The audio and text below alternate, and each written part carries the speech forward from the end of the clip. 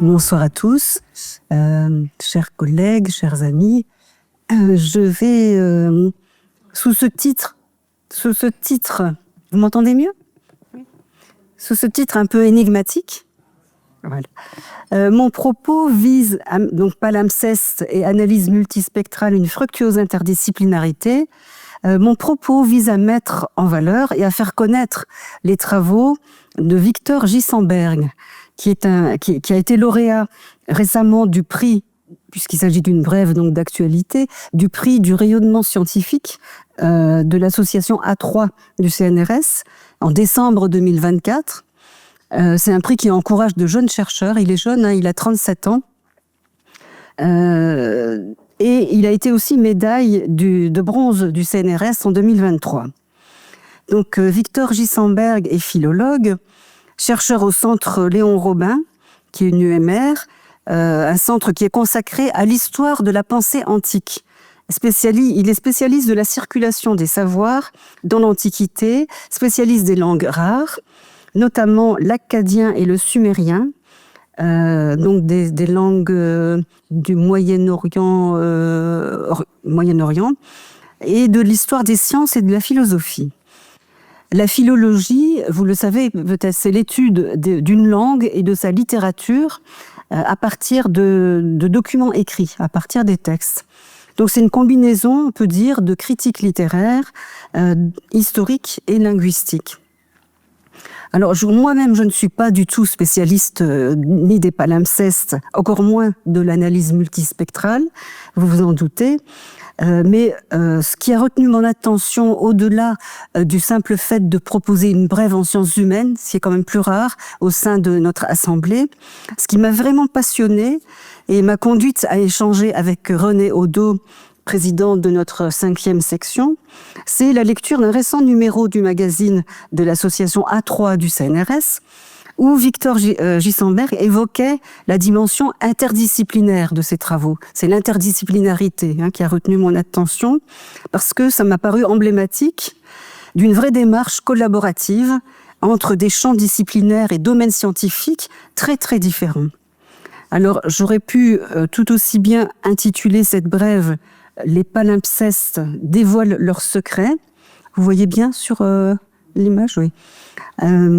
Parce que ces travaux ont permis de découvrir des textes jusque-là inconnus, parce que conservés sous forme de palimpsestes, c'est-à-dire des feuillets de parchemin sur lesquels les textes antiques initiaux, on parle de textes dits inférieurs, furent effacés, puis réutilisés ultérieurement dans des manuscrits médiévaux au Moyen-Âge. Pourquoi ? Parce que le parchemin avait un certain coût et déjà à l'époque, on recyclait, on utilisait le recyclage. D'ailleurs, effacer un parchemin, c'était pas chose aisée. On grattait, on utilisait de la pierre ponce et puis ensuite on blanchissait à nouveau le parchemin pour réécrire dessus.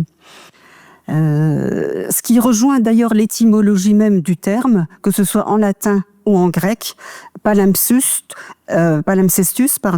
ou palimpsao, ce qui veut dire gratter de nouveau, gratter en arrière. Donc c'est cette pratique du palimpseste qui est connue depuis très longtemps, mais ça n'est qu'à partir du 19e siècle, avec des moyens encore rudimentaires, je vais vous en parler juste après, que le déchiffrement de ces manuscrits superposés, de ces écritures superposées, va se développer de façon de plus en plus scientifique. Mais il faut ajouter que l'essor de la philologie, donc l'étude des textes anciens, au XIXe siècle, va avoir un effet pervers sur la conservation de ces documents. Les philologues ont en effet commencé à appliquer des solutions chimiques, des réactifs, de l'acide gallique, voire même du citron, parfois, je l'ai lu, sur le parchemin, pour visualiser pour mettre à jour les textes inférieurs, ce qui a complètement détérioré les parchemins.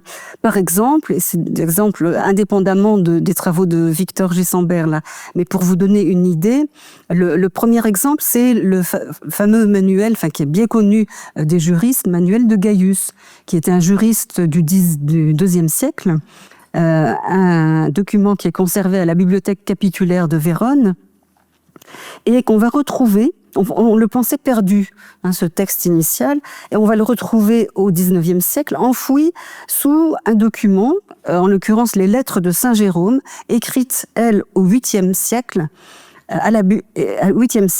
mais qui va être très très endommagé, vous le voyez bien, noirci par les techniques de l'époque.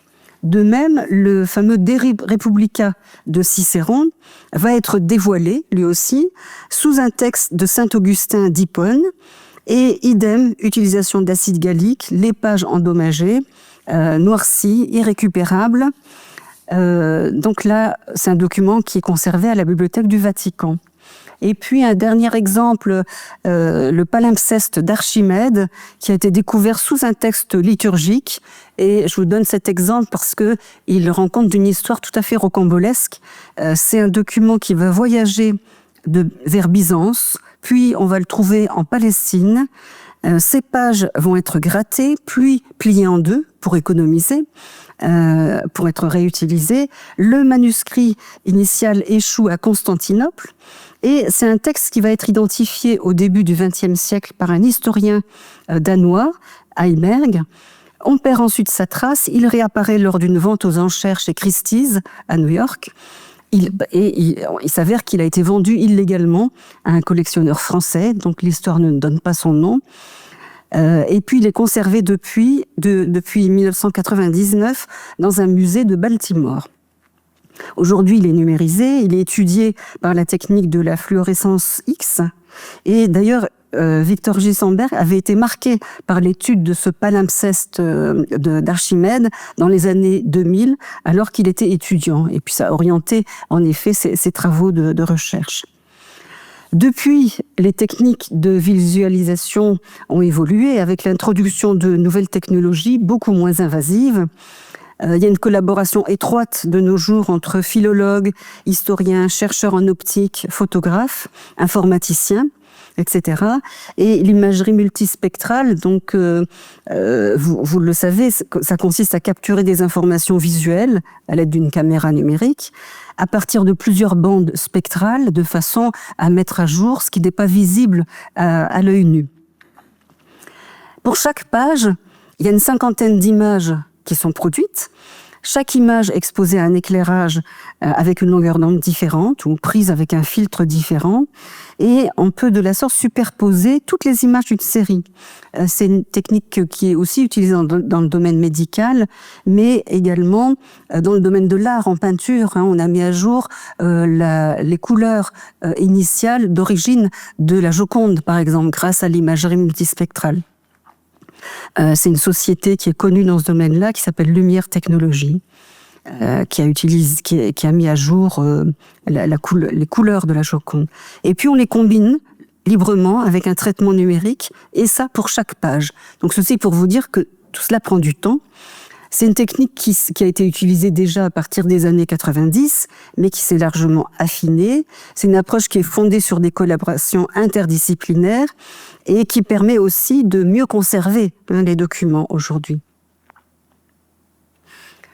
Et là, on peut citer précisément le projet auquel Victor Gisembert a consacré ses travaux, qui est précisément centré sur la question, consacré à cette question-là. Alors, qu'est-ce qu'il a fait justement Victor Gisembert, fort de cette technique et de cette approche interdisciplinaire?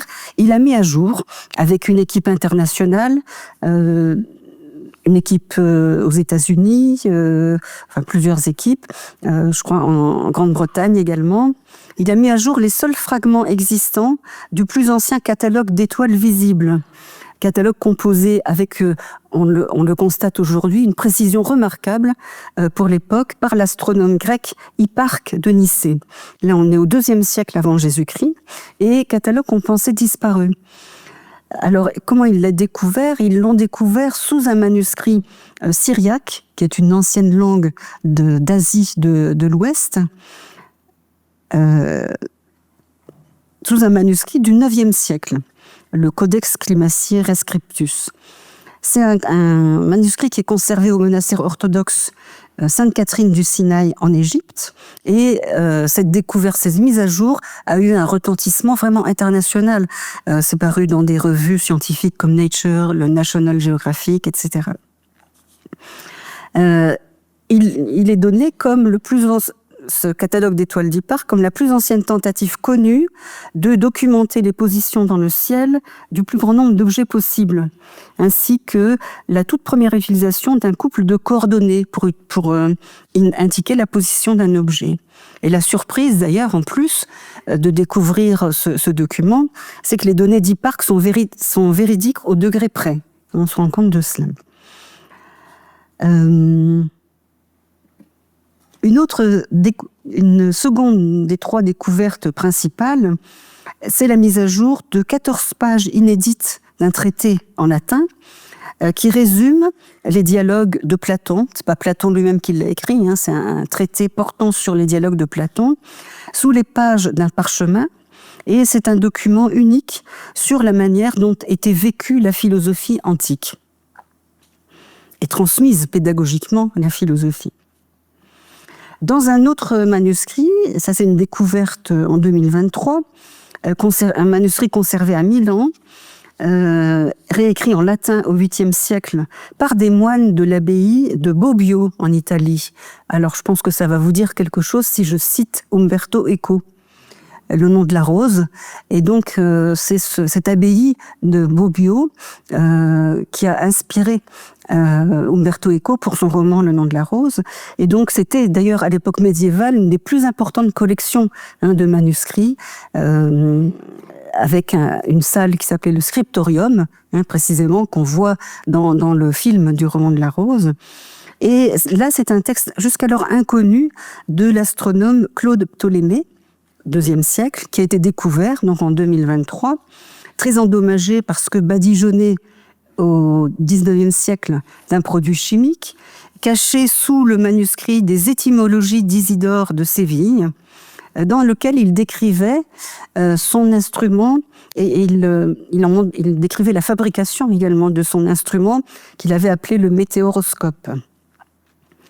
Donc ce manuscrit a été recyclé au VIe, au VIIe siècle pour recevoir ce texte célèbre du Moyen-Âge appelé les étymologies d'Isidore de Séville. Et Ptolémée décrit son instrument constitué d'une sphère à 9 anneaux enchâssés les uns dans les autres pour modéliser la voûte céleste et mesurer la distance entre des objets dans le ciel. Et là, il est donné comme le plus ancien texte connu, consacré intégralement à la description et à la fabrication d'un instrument scientifique. En quelque sorte, dit Victor Gisembert, c'est le premier mode d'emploi conservé. Et puis, donc, on peut dire, c'est ma dernière diapo, que ces découvertes refondent, je cite là Victor Gisembert, ces découvertes refondent la compréhension que nous avons des savoirs antiques et de leur transmission. Parce qu'elles s'appuient sur une technologie non invasive, images multispectrales, permettant de retrouver la trace des textes disparus, en complément d'autres techniques, comme la fluorescence des rayons X. Il a un projet international, ce chercheur, lancé en décembre 2024, qui s'appelle Palais, pour lequel il a obtenu une bourse ERC, et donc il va utiliser l'intelligence artificielle dans ce contexte-là, dans le cadre de ses travaux. C'est un projet intrinsèquement collaboratif, dans lequel les humanités numériques occupent une place centrale.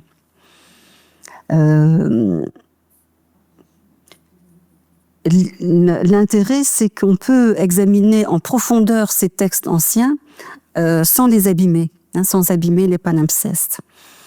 Voilà. Et toutes ces données-là vont être également accessibles dans le cadre de la science ouverte, parce que archivé en bibliothèque, donc accessible pour les chercheurs du monde entier.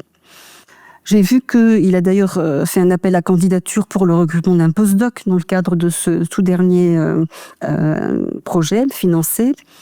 Il va utiliser même des techniques de vieillissement accéléré pour voir l'évolution d'un manuscrit sur 200 ans. Grâce à ces nouvelles technologies, on peut accélérer le mode de vieillissement. Mais, ajoute-t-il, les machines ne font pas tout. Il reste la nécessité, et là c'est l'apport de l'humain, de connaître les langues, les cultures, de travailler en interdisciplinarité, de travailler avec patience, parce que l'utilisation de l'IA pour traiter une seule page peut actuellement, en tout cas, prendre une semaine pour une seule page.